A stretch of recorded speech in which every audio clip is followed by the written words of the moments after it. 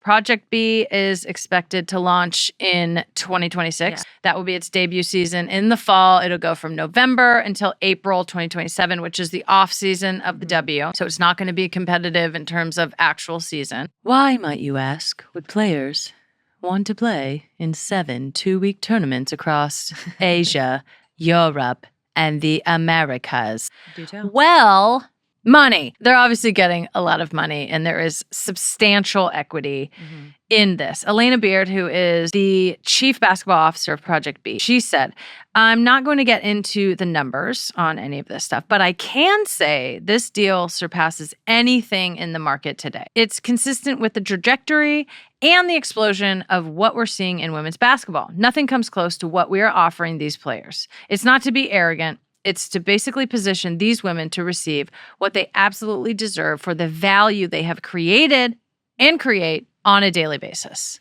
I love that. I actually love that she says consistent with the trajectory and the explosion. I would argue that the explosion came from basketball on U.S. soil. Without a doubt. So I do think there's like this interesting thing happening where they're capitalizing in a wonderful way. And we're not ignoring the Saudi aspect of this. We're getting to that. So I just want to highlight that first.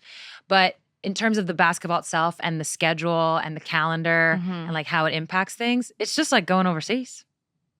Yeah. Like everyone can do it all. It's just a choice to go overseas in a sense. To me, it's like, yeah, you're building it off what's been building and built in the US markets. Like that is to me the explosion. That to me is where the trajectory lives. Where there was like a little bit of a hint in one of the articles that Project B isn't trying to compete with the WNBA, but like shrug if it gets to that. And that's where I think people start to get their panties in a twist, but we're not there yet. Everyone needs to just like take a beat. I don't think we're there yet.